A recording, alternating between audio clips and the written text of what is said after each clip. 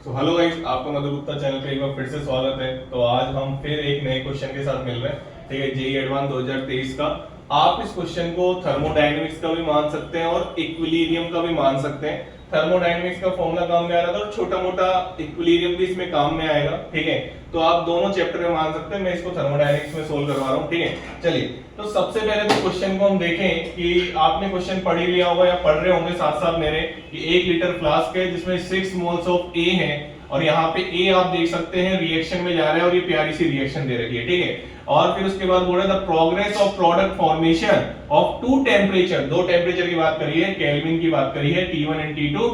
ये फिगर दे रखा है और आपको देखो यहाँ पे प्यारी प्यारी सी चीजें दे रखी हैं कि T1 बराबर 2T2 है और n delta G naught minus delta G naught 1 RT2 ln x दे रखा है। Then the value of x पूछी गई है। अब सबसे पहले तो डाउट मैं आराम से एक एक चीज आराम से बताने वाला हूं तुमको। देखो, सबसे इंपॉर्टेंट रिलेशन बताया जाता है थर्मोडायनेमिक्स में गिब्स फ्री एनर्जी का। वो रिलेशन होता है ये डेल्टा जी बराबर delta G naught plus R T L N Q.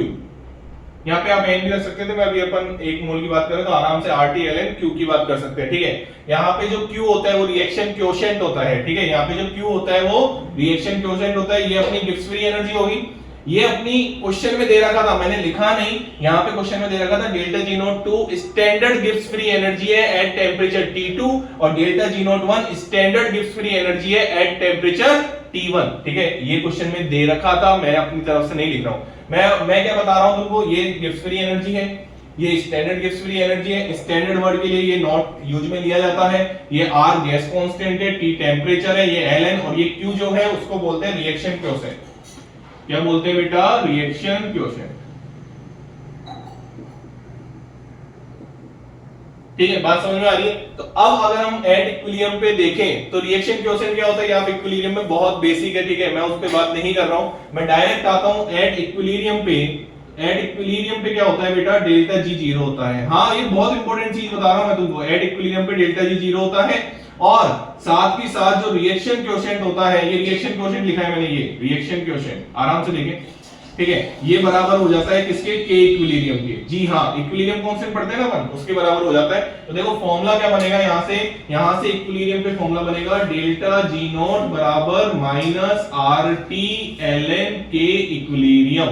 पहले हमने फॉर्मूला बनाया है और ये इतना इंपॉर्टेंट फॉर्मूला है, बहुत ज्यादा काम में आता है, बहुत ज्यादा काम में आता है।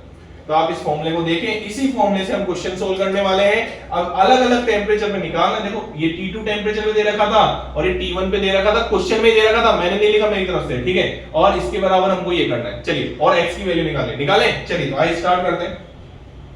ये फॉर्मूला सुंदर सा, इसका हम यूज में लेने वाले हैं। ठीक है, आराम से देखें चीजों को और ऑब्वियसली एडवांस क्वेश्चन है तो पेशेंसली सोल्व करें, टाइम मिलता है। ठीक है, क्वेश्चन का लेवल होता है बस। ठीक है, चलिए तो पेशेंस बहुत जरूरी होता है उसमें। चलिए तो अगर हम बात करें तो ये हमारी रिएक्शन है, आराम से देखें। ए गैस से हम जा रहे हैं पी गैस की तरफ। बहुत प्यारे तरीके से देखें। तो इनिशियली देखो उसने 1 लीटर फ्लास्क दे रखा है और इनिशियली अब 1 लीटर फ्लास्क दे रखा है, मतलब जितने मोल है उतनी ही उसकी कंसंट्रेशन है, जितने मोल है उतनी ही उसकी कंसंट्रेशन है। तो मैं यहां पे बोल सकता हूं कि भैया T बराबर 0 पे ए की कंसंट्रेशन कितनी है इनिशियली अगर मैं बात करूं तो T बराबर 0 पे जो ए की कंसंट्रेशन है वो कितनी है? 6।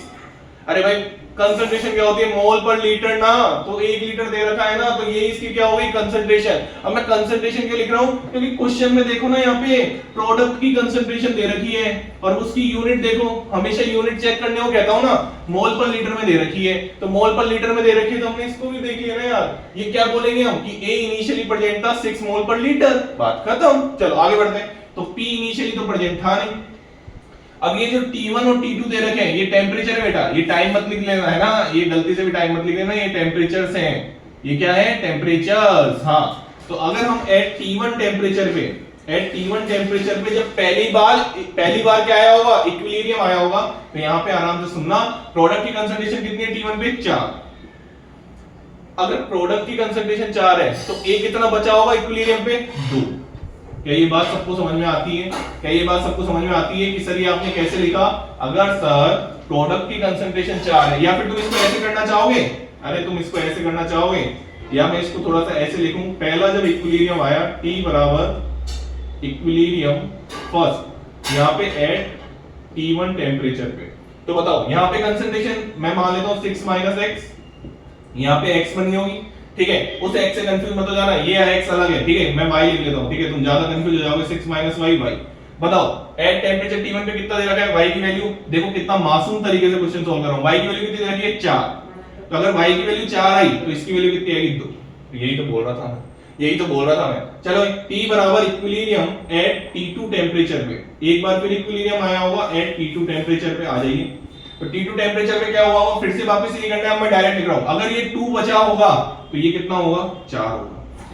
कर सकते हैं इस वाले कॉन्सेप्ट से, बेसिक कॉन्सेप्ट है इक्विलिब्रियम का। चलिए तो अगर मैं तुमको बात बताऊं कि तुमको दो टेम्परेचर पे के इक्विलिब्रियम निकालना है, और के इक्विलिब्रियम निकालने का सिंपल सा फॉर्मूला होता है, फॉर्मूले की भी बात नहीं करते हम, तो बेसिक की बात करते हैं कि प्रोडक्ट की कंसंट्रेशन और उसका जो स्टोइकियोमेट्रिक कोएफिशिएंट होता है उसकी पावर में चल जाता है, डिवाइड बाय रिएक्टेंट की कंसंट्रेशन और जो उसका स्टोइकियोमेट्रिक कोएफिशिएंट इसको बोलते हैं, यहाँ पे स्टोइकियोमेट्रिक कोएफिशिएंट दोनों का कितना है 1 है।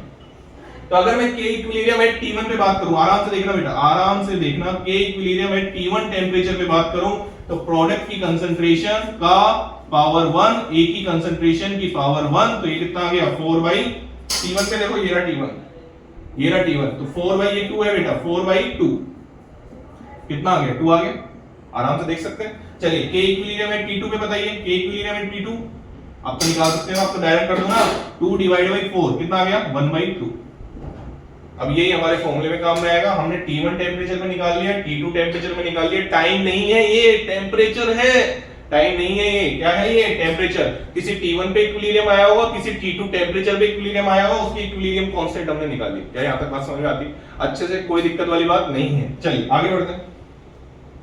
तो अगर हम आगे बढ़े, इसको सबको रफ कर दें और अब हम बढ़ते हैं फॉर्मूलेस की तरफ, ये हमारे काम आएगा, ठीक है। तो मैं इसको अभी लिख देता हूं साइड में, बिल्कुल आराम से देखते हैं। तो के इक्विलिब्रियम हमारे T1 टेम्परेचर पे आया बेटा, के इक्विलिब्रियम T1 टेम्परेचर पे आया था, कितना आया था 4, ये बच गया था 2, तो 2 आया था।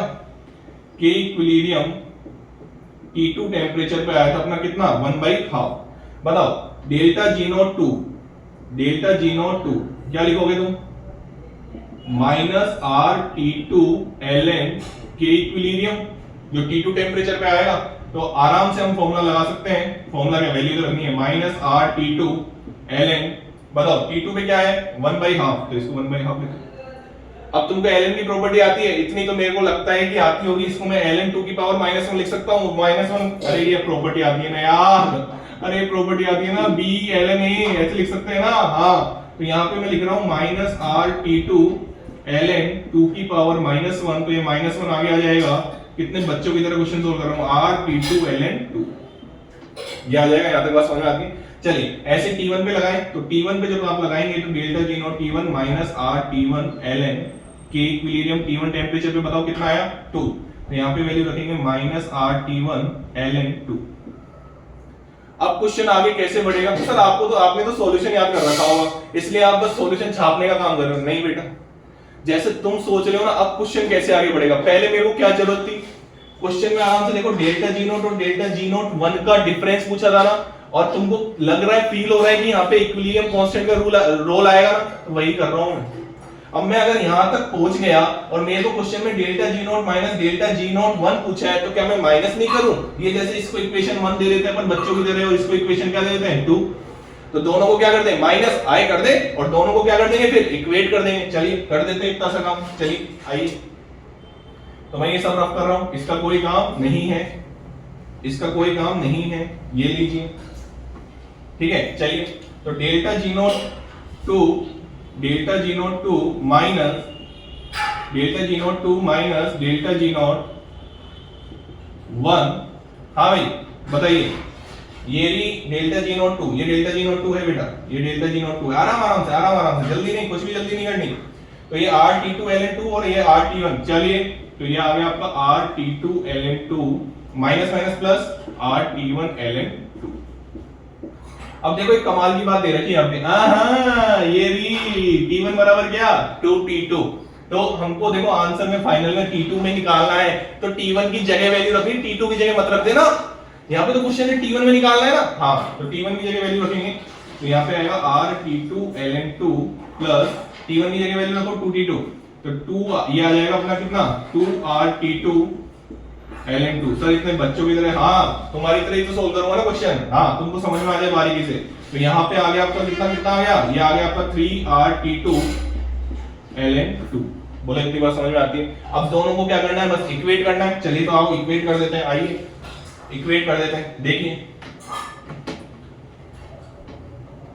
तो ये हमारा फाइनल आ गया और इसको इक्वेट करना है अपन को, क्योंकि क्वेश्चन में दे रखा था delta G0 2 minus delta G0 1 बराबर R T2 ln x, और x की वैल्यू निकालनी थी अपन को, तो ये आ गया अपना 3R T2 ln2 बराबर R T2 ln x। तो ये अपना कट गया, R से R कट गया बेटा, R से R कट गया, T2 से T2 कट गया। देखो देखो क्या कमाल की बात आ गई, 3 ln2 बराबर ln x। और तुमको जैसे तुम इसको आगे लेके आ सकते हो वैसे पीछे भी लेके जा सकते हो ना यार, जैसे इसको आगे लेके आए वैसे पीछे भी लेके जा सकते हो ना। तो ये आ गया आपका ln 2 की पावर 3 बराबर ln x, ये कट गया ln x बराबर क्या आ गया 2 की पावर 3 मतलब 8।